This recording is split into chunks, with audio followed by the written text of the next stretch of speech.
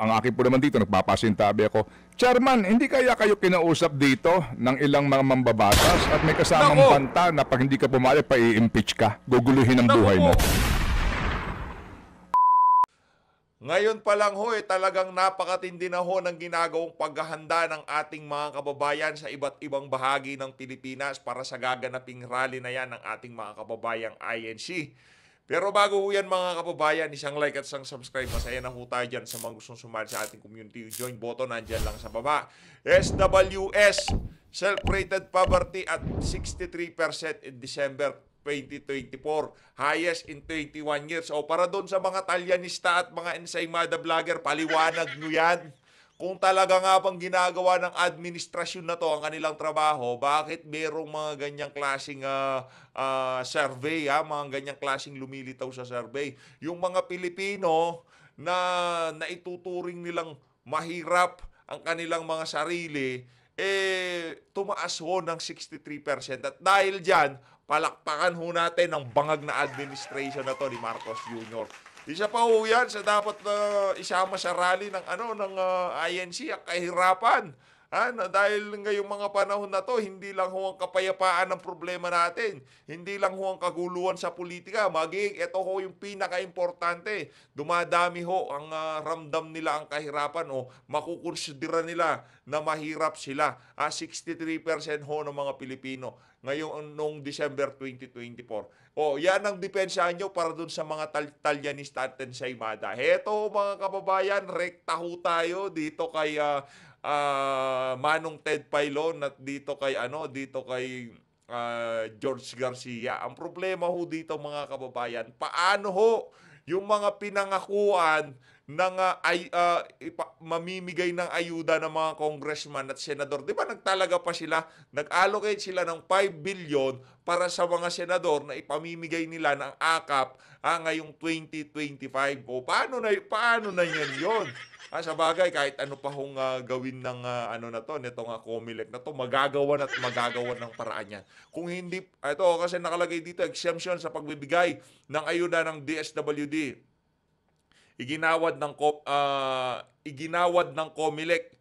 Kasi yung mga kababayan, sinasabi ng DSWD, dapat daw walang partisipasyon ng mga politiko sa pamimigay ng ayuda sa 20 dito sa AKAP na to kung saang anumang ayuda yan. Pakinggan nun natin ang talakayan nitong si Manong Ted Pailon at nitong si George Garcia. Chairman George Garcia po yung ating istorbohin sa kanya napakaabalang trabaho this morning. Good morning po, Chairman George. Magandang umaga po, Sir Ted, at magandang umaga rin po, Mang DJ Chat sa mga kababayan natin. Magandang umaga po. Salamat na marami muli.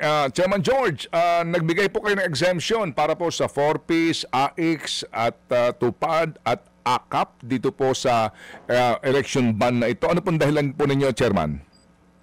Sir Ted, una muna po noong nakaraang linggo rin, nakapagbibigay na tayo, nakapaggawad na tayo ng exemption sa ating pong DOH at sa ating din pong Department of Labor and Employment. Ngayon po, pagkatapos po nyo, nag-file naman itong DSWD at alam niyo po, dalawa lang po kasi ang pagpipilian natin. Absolutely iban ang lahat ng mga ayuda ngayong darating na 45 days before the election o bigyan natin ng pagkakataon na makapamigay ng ayuda sa mga mahihirap nating kababayan pero mag-i-impose tayo ng napakamahigpit na mga restrictions o kondisyon na kinakailangan susundin ng DSWD. Sapagkat Sir Ted, ng DJ Chacha, alam niyo po, sa bandang huli, ang DSWD kasi naman talaga ang magpapatupad nito at magsisigurado na ito ay hindi maaabuso ng kahit na sinong politiko, kandidato man o yung mga opisyal ng pamahalaan. So, Chairman George, kaninyo, DSWD ho naman, no? In this case nga po yung under their yung programa nila, Tupad for Dole, right? Okay. Tama po. So, meron kayong guidelines. Anong basic po dito? Ano ang bawal po, sir, dito po sa inyong pagbibigay ng exemption pero may condition? Ano po ito? Personally po, ang ating nilagay, sinulat ko handwritten. Number 1, strictly kinakailangan ma-observe ng DSWD. Una, absolutely no politician o kaya naman kandidato present during the distribution ng mga ayuda in whatever form, name o kung ano man po ang designation niyan.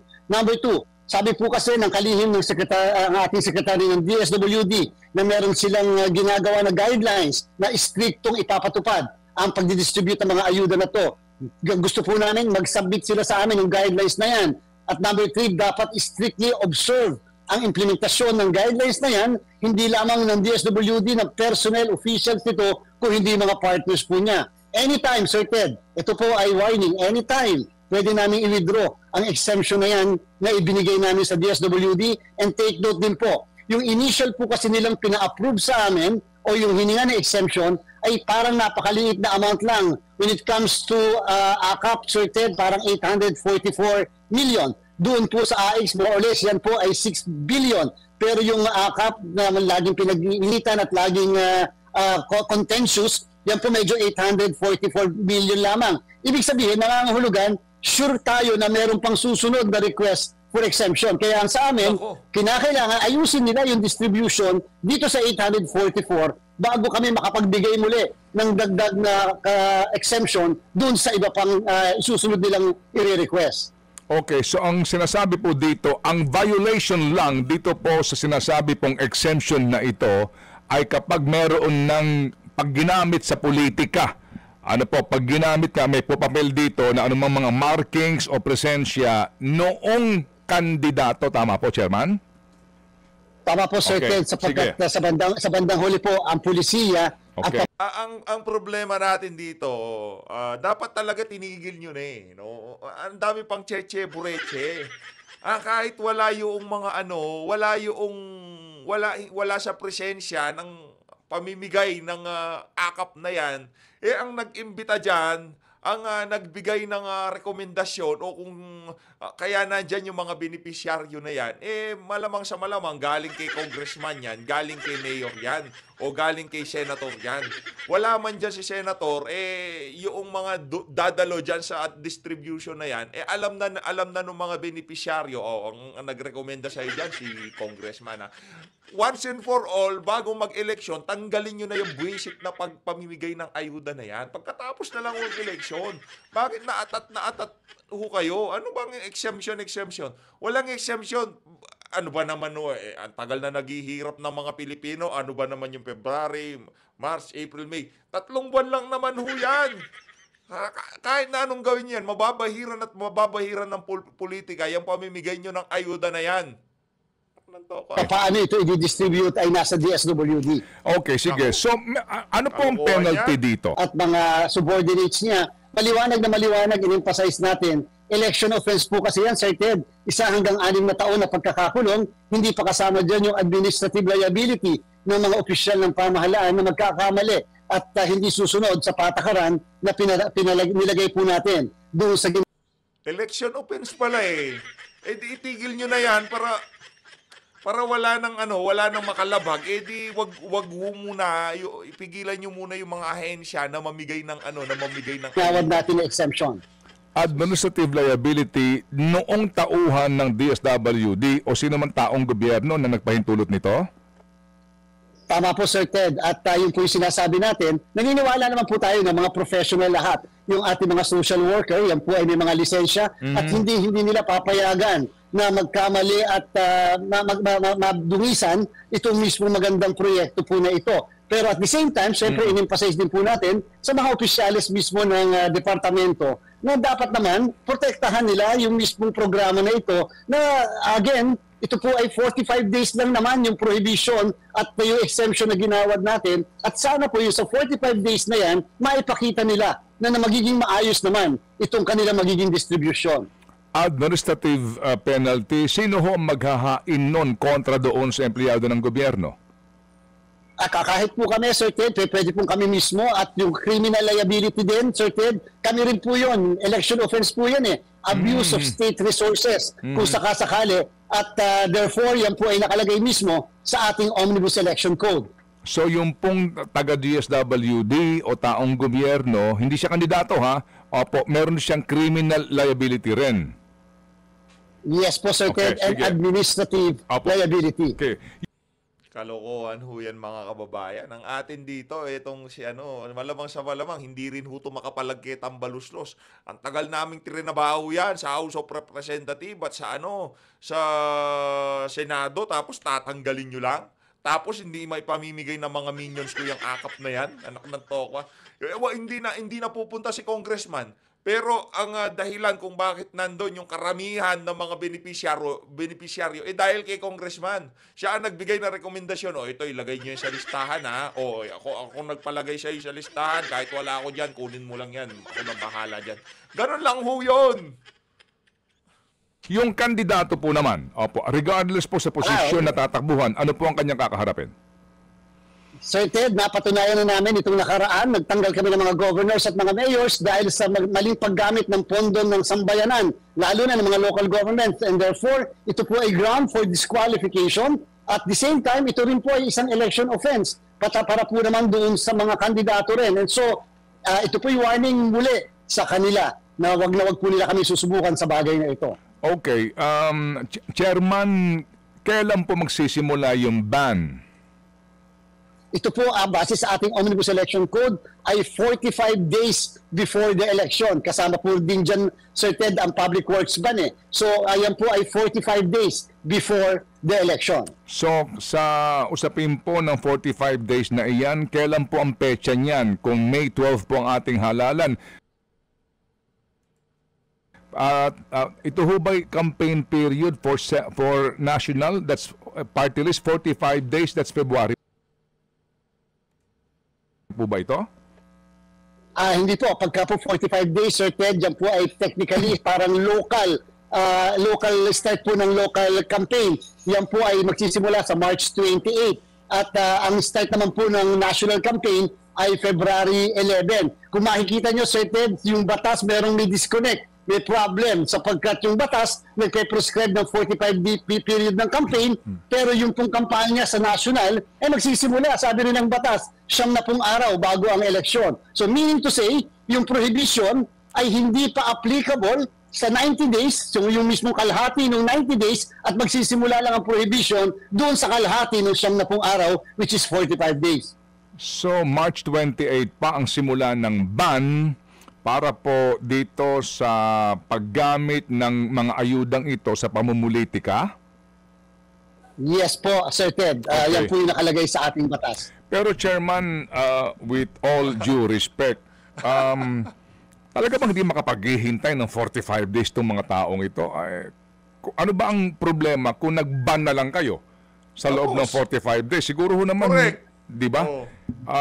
Ganun ba talaga ito? Itong akap na ito, kaimportante na kasi maaari ka siguro, yung 4-phase tuloy-tuloy lang po iyon kasi it's an ongoing program. I mean, logically, di ba?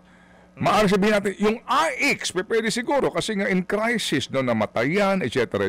Pero yung akap, ano ba ang logic doon? Ba't di sila makapaghihintay ng 45 days man lamang? Ano po ang inyong wisdom doon, Chairman? Apo.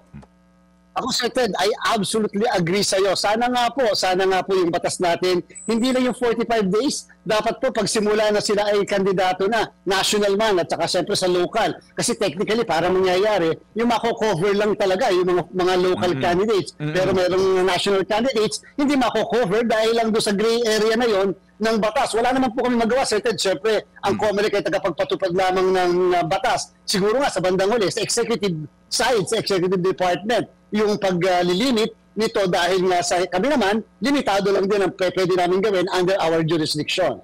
Hindi po. I mean, under your jurisdiction, di ba, kinakailangan humingi ng exemption sa inyo ang government agency sa pagpapatupad po ng mga programa, whether infrastructure yan, very important po, no? Simple lang, habang election season, itong akap na to, itigil ho muna. Itigil ho muna. Kasi linagay talaga yung pondo na yan para gamitin pamulitika nitong mga walang yung na to, politiko eh.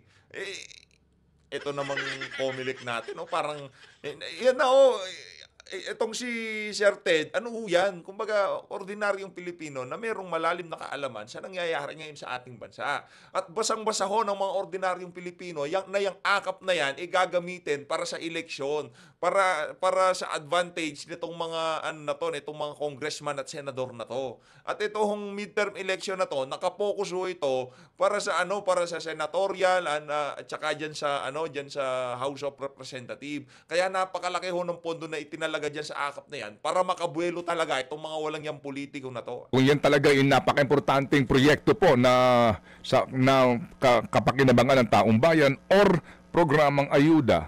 So kung meron naman kayong puder na hindi pagbigyan ng hinihingi ng DSWD, di ba? Okay, sige. So ako halimbawa, sige, Mr. Rex Gatchalian, bigyan ko sa iyo 4-piece. Okay, yung AX, yung AKAP po nyo nang isama yan, hindi exempted yan. Bakit po? Who decided na lahat sila exempted na? Kayo ho ba yung chairman o ang komisyon? Opo, Sir Ted, ang una po muna, ang talagang nakalagay kasi sa batas lang, ang prohibition ay during the 45-day period before the election. So meaning to say, ang COMELEC ay hindi pwedeng mag-extend ng prohibition beyond the 45-day period.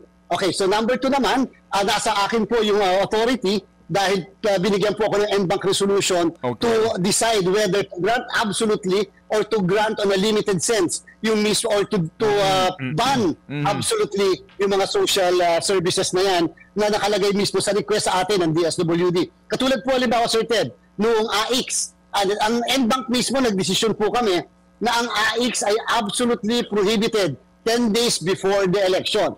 Yung po kasi, ito po kasing AKAP, Sir Ted, ay bagong programa, bagong proyekto. Wala pa ito dati. Pero yung AX nandito na sa atin dati kahit yung nakarang eleksyon. Kaya po ito ay ban absolutely 10 days before the election. Yung AKAP, pinag-iisipan pa po namin yan sa kasalukuyan. So yung AX po, may ban na ito 10 days before May 12?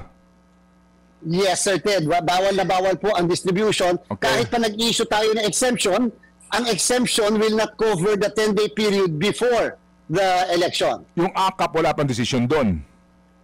Wala pa po kasi nga po, hinintay din namin yung approval ng budget dahil nung po nag-request naman yung DSWD, hinintay pa rin nila yung budget, baka nga kasi biglang tanggalin. So ano naman ang hihingi nila exemption sa atin? At the same time, ano naman yung aming absolutely prohibit kung wala naman palang ganung programa sa national budget. Pero ngayon po kasi sa laman ng balita, para ang dating nga po, yung AKAP kasama sa mga binigyan ng exemption until election day. So sa ngayon, yun ang kanyang estado. Until election day. Yes po. Okay, sige. So going back to my question po, Chairman, I hope you don't mind me engaging you on this issue. Kayo ang binigyan ng poder ng komisyon to decide on this matter.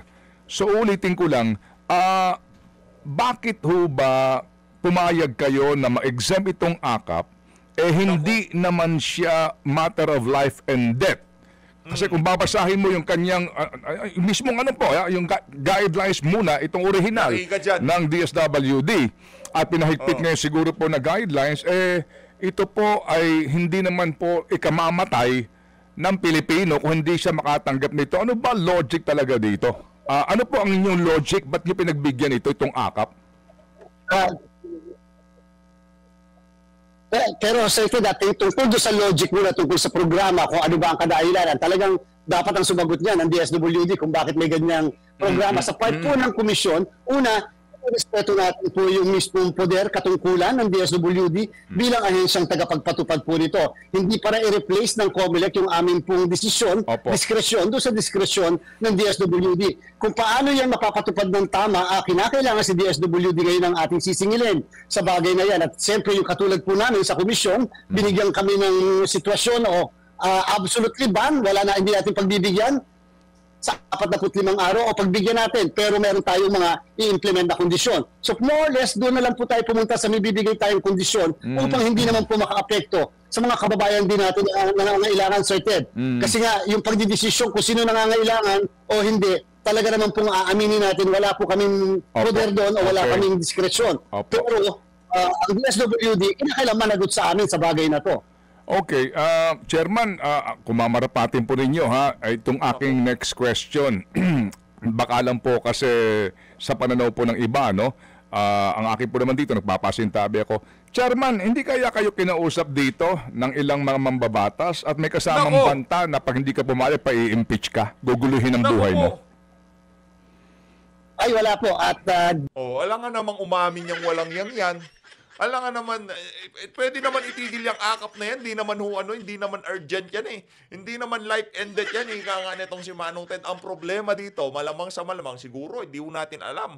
Kinausap po yan ng mga congressman, no, o mga senador na pinaghirapan namin yan. Dumaan kami sa butas ng karayong para mailagay sa budget yung akap na yan. Tapos hindi namin magagamit. Sige, mayayari ka sa amin. Diyos ang aking saksi, Sir Ted, wala pong kumakausap sa akin. Sa Oo, kanila, narinig ko na yan. Narinig ko na yan. Pagka sinabi yan ng mga politiko, normal lang yun. Walang problema. At ikaw, makukonsidera ka namin na isang politiko. No? Isa kang politiko. Kahit sabi mong tinalaga ka dyan sa Comelec, no? Hindi, politiko ka, Brad. sa kahit na ako po Dahil yung pwesto mo na yan, hindi mananatili sa'yo yan kung hindi ka sasabay sa mga politiko.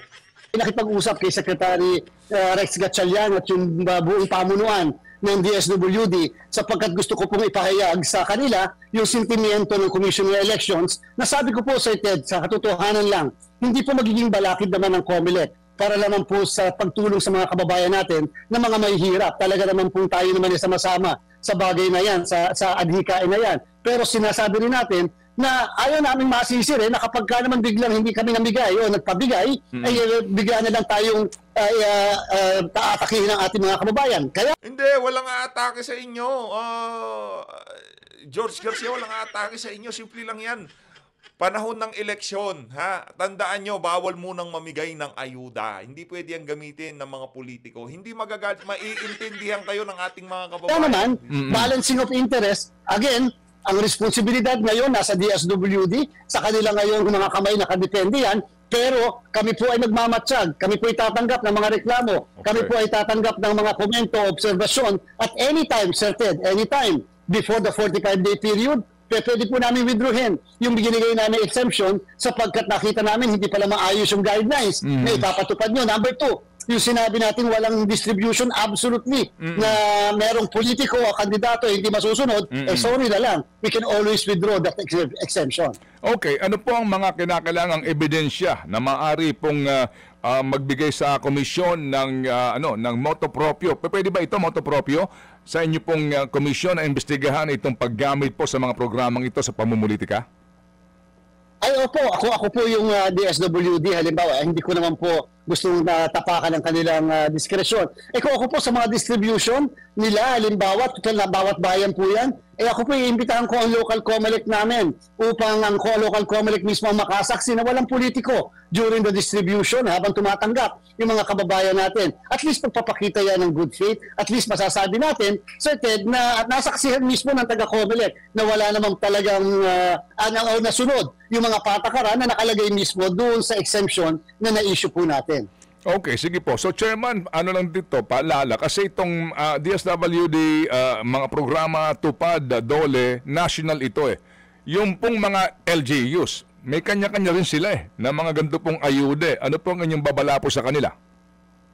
Ay, kinakailangan po kayong kumuha sa amin ng exemption. Meron po kami dinisqualify, mag-asawa, dyan sa may bandang Bicol Region, Sir Ted, na kung saan namigay po sila ng suporta, tulong, pinansyal sa ating po nakatatanda na dapat naman talagang tulungan. Inaamin naman natin. At doon sa mga may kapansanan at mga pedicab drivers, Sir Ted, kaya lang, hindi po sila kumuha ng exemption sa COMELEC dahil hindi naman daw po kinakailangan ng kumuha ng exemption. Ano po ang hinarap po nila? Disqualification at ngayon ay may kasong kriminal pa. So yun pong ibig sabihin natin, Sir Ted. Kahit po yan ay inyo sa local government, wala pong exempted dyan automatically. Kinakailangan ikuha ng lahat ng exemption when it comes to social services, national man or local.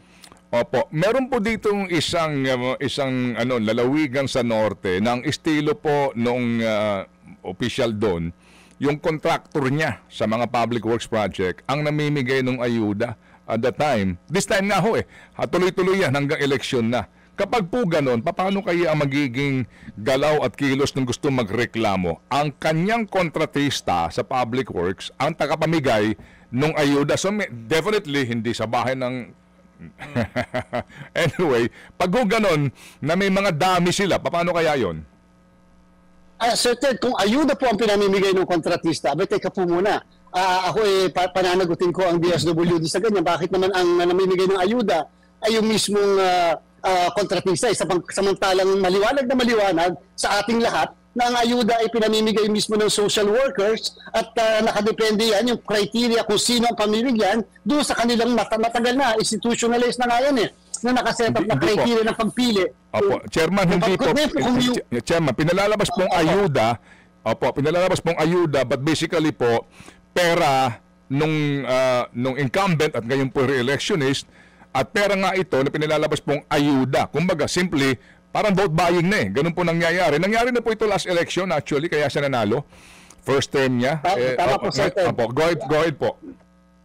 Papunta po talaga ako doon. At sabi ko nga po, kung iyan naman ay galing sa kanyang bulsa, pinapalabas lang na saan namimigay nito. Pero in reality, yan ay yung porsyento ng mismong politiko. Vote buying po yan. Ang vote buying po ay pwedeng makumit hindi lamang ng kandidato, hindi lamang supporter ng kandidato, kahit contractor ng kandidato. Lalo pa yung mismong kinakampanya niya ay para doon sa kandidato. So yan po, Sir Ted, pinatunayan nga po namin ng Barangay SK Elections, alam niyo naman po yan, 7,500 ang aming pong na-issue na show cause orders, 253 ang hindi namin pinaproklama. At the same time, ngayon, ang dami pang humaharap na kaso ng vote buying. So sana po, maiparating sa amin yung lahat ng impormasyon na yan at yun naman po yung commitment natin. Lagi po kami nag-a-action kahit na walang masyadong ebidensya, kami ang mga ngalap ng ebidensya. Okay, sige po. Well said. Salamat po, Chairman. Meron na pong tanong na pahabol si Chacha. Ito na nga po, Chairman. Premature campaigning na nangyayari po ngayon. Kayo mismo, kitang-kita nyo po, sandamakmak, itong mga tarpaulin, billboard sa mga expressway, maging sa social media, sa mga radyo at TV, itong patalastas ng ating mga kakandidato sa 2025 elections. Dito lang po sa EDSA, wag na tayo lumayo. Kaliwat kanan po ang mukha nitong mga tatakbo. Wala na po ba talagang magagawa ang COMELEC dito? Talaga pong sadyang kahit po ako personally medyo disappointed ako at sabi ko nga tiba po ng mga nakakaraan, sabi ko hinay-hinay naman sa mga kandidato, medyo konting pagtitimpi. Kaya lang po talagang yung gray area na yan ng ating batas nakakailanganin ng pagbabago, pagsususog ng pagbabago sa batas na nagsasabing sila ay hindi pa kandidato, aspirants lang sila at darating pa lang ang pagiging kandidato nila sa February 11 sa national position at March 28 sa local position. So ibig sabihin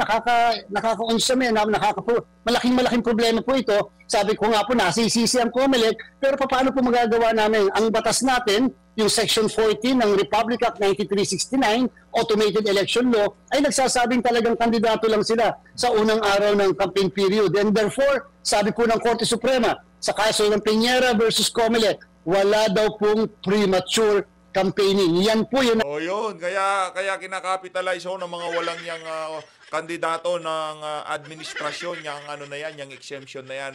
Ito mga kababayan, lumipat na ho tayo, nabuisit lang ho tayo dito kay George Garcia, pambihira talaga tong mama na to. Dito ho tayo. Matapos pagtulungan si BP Sara, rally ng INC, tuloy-tuloy na. Ito ho, panoorin ho natin kay Showbiz Fanatics to. Kinumpirma na ng tagapamunong pangkalahatan ng makapangyarihang grupong Iglesia ni Cristo na hindi aatras at tuloy na tuloy ang kanilang National Rally for Peace na mangyayari sa January 13, 2025. Hindi sa liwasang Bonifacio, kundi sa Quirino Grandstand. Mas malaki, mas maluwang at mas kita ang puwersa ng taong bayan sa pinakamalaking lugar na pagdadausan ng rally ngayong taon, kung saan tila tinatayang hindi bababa sa 500,000 hanggang 1,000,000 tao ang posibleng dumalo sa mga nasabing rally na iorganisa ng Iglesia ni Cristo, hindi lamang sa Metro Manila kundi sa iba't ibang panig ng bansa mula Luzon, Visayas at Mindanao. Maging ang mga overseas Filipino workers sa Amerika, Asia, iba pang bansa sa Europa at Africa. Ano ho ba, yung mga kasama ho ba natin dito sa PH Update na hindi kasapi ng INC, makikiisa ho ba kayo? makikipagpartisipa ho ba kayo dyan sa gaganaping rally na yan? Sana walang mangyaring gulatan. Pero sa tingin natin, walang mangyayaring gulatan yan. No, sana walang mangyayaring. Africa ay naghahanda na rin para suportahan ang National Rally for Peace na gagawin ng INC. Narito at panoorin ang full video kung saan hindi na gagawin sa Liwasang Bonifacio ang Rally for Peace ng Iglesia ni Cristo, kundi inaproba na mangyari ang pinakamalaking protesta para sa kapayapaan sa Quirino Grandstand. Panoorin ang full video!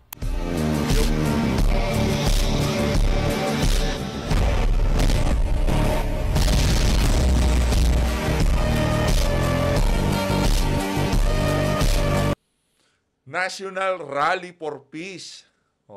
Yan ang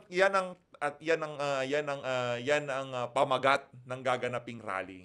Ayos, maganda naman yung National Rally for Peace kasi napakagulo na ho ngayon ng ating bansa, bangayan ng mga politiko, gutom, kawalan ng trabaho, dapat Tuloy na tuloy, walang atrasan at tiyak na mapupunong araw. Hindi ang Liwasang Bonifacio, kundi ang Quirino Grandstand na siyang pagdarausan ng National Rally for Peace na isasagawa ng makapangyarihang Iglesia ni Cristo sa January 13, 2025, Lunes. Ito ang balitang kinumpirma ng kapamahalaang pangkalahatan ng Iglesia ni Cristo kung saan sinusuportahan ang panawagan ni President Bongbong Marcos na huwag i-impeach ang Vice President na si Sara Duterte matapos ang kabi-kabilang kasong isinampas sa Kongreso para mapatalsik ito sa pwesto. Matatandang bago matapos ang taon, 3 impeachment complaint ang inihain kay VP Sara at ngayong unang buwan ng 2025, tila may ihahain raw muli sa House of Representatives na ika-4 na impeachment complaint laban dito. Hindi man raw diretsang pinapangalanan, ngunit tila kutob ng taong bayan. Ito di umano ay pag-uutos raw sa liderato ng Kongreso na si Speaker Martin Romualdez. Ano ho yan? Pakana ho yan ni Tambaluslos sigurado. Wala akong maglalakas ng loob na magsampa ng impeachment kung walang basbas nitong si Tambaluslos. Yun kung saan mauna nang napabalitang gusto raw maging Pangulo o Prime Minister ng bansa. Matatandang naging kontrobersyal at tila binatikos pa ng ilang netizen online ang naging panawagan ng makapangyarihang grupong Iglesia ni Cristo na huwag suportahan ang kahit anumang impeachment complaint laban kay VP Sara dahil bukod sa ito raw ang panawagan ng Pangulo, hindi raw magiging payapa ang mga Pilipino kung mapapatalsik ang Vice Presidente sa pwesto. Kaya't nagsagawa ang nasabing religious sect ng kanilang rally na gaganapin sa Lunes, hindi sa Liwasang Bonifacio, kundi sa Quirino Grandstand. Ay mismo sa full report na inilabas ng Inquirer.net sa kanilang official website. NPDC approves INC request to conduct peace rally at Quirino Grandstand. It turns out the Rally for Peace organized by the Christian sect Iglesia ni Cristo on January 13 will be conducted at the more spacious Quirino Grandstand rather than the Liwasang Bonifacio, preventing a chaotic Monday next week in the heart of Manila. In a message to Inquirer, National Parks Development Committee or NP. Mga kababayan, kumpirmado na ho yung kasama natin, binigyan na ho tayo ng go signal na dadalo din ho daw siya, sasama na ho tayo sa kanya, sasabit na tayo, ika nga. Executive Director Cecil Lorenzana Romero said the Pentecostal Missionary Church of Christ, which had prior reserved the Quirino Grandstand for their event, agreed on Tuesday to adjust their scheduled ingress on January 14 to accommodate the request of INC. Romero said in a statement that the NPDC, along with the City Government of Manila and other authorities, will have coordination meetings with the organizers within the week to iron out the logistical details of INC's event. The INC earlier announced it will proceed with its National Rally for Peace on January 13, expecting to draw in hundreds of thousands of its members and other religious groups who share the cause in different parts of the country. On Monday, the officials from Lacuna's office met with a representative from INC's central office, with the city government suggesting that the venue be changed in Quirino Grandstand to accommodate the mammoth crowd expected to attend the peace rally. Unquote.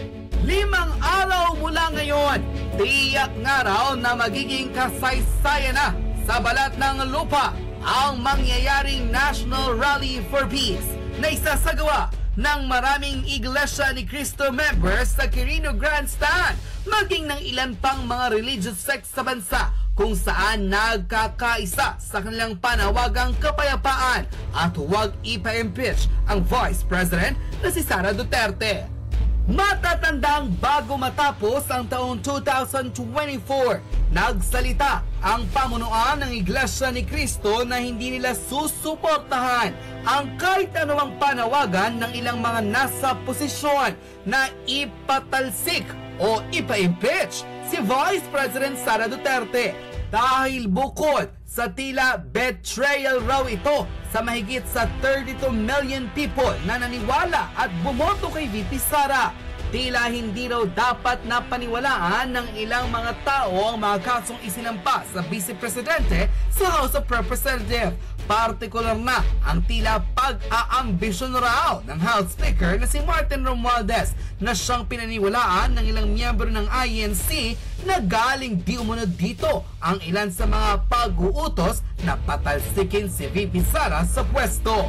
Kaya't para sa kapayapaan at katahimikan, opisyal nang nanawagan ang pamunuan at mga kapatid sa Iglesia ni Cristo ng National Peace Rally kung saan mangyayari sa Quirino Grandstand sa darating na Lunes, January 13, 2025, kung saan tinatayang daang libo at pwede pang umabot sa milyon ang mga taong dadalo sa makasaysayang panawagan sa kapayapaan na gagawin ng Iglesia ni Cristo para suportahan ang hindi pagpapatalsik kay VP Sara sa kanyang kinauupuan.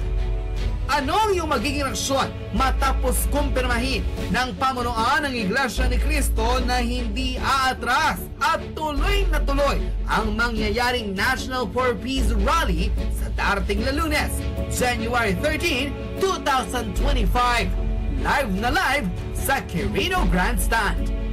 Ano ang iyong magiging reaksyon sa balitang ito? Just comment below. Ayun.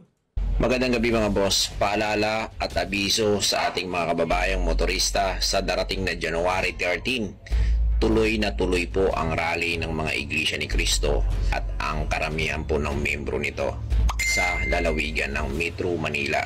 Kaya dito sa mga kapatid natin na makikilahok o yung mga kababayan natin na makikilahok sa rally nagaganapin sa January 13, araw ng Lunes yan mga boss, Lunes na Lunes pa naman din. Kaya dun sa mga kababayan natin na maabala, huwag po kayong magagalit dito sa ating mga kababayang mga ANC, sa mga kapatiran natin mga Iglesia ni Cristo. Ayun na nga mga kababayan, dito na unahan tatapusin ang ating reaction video. Maraming salamat, mag-ingat po kayo lahat, mahalin natin ang Pilipinas.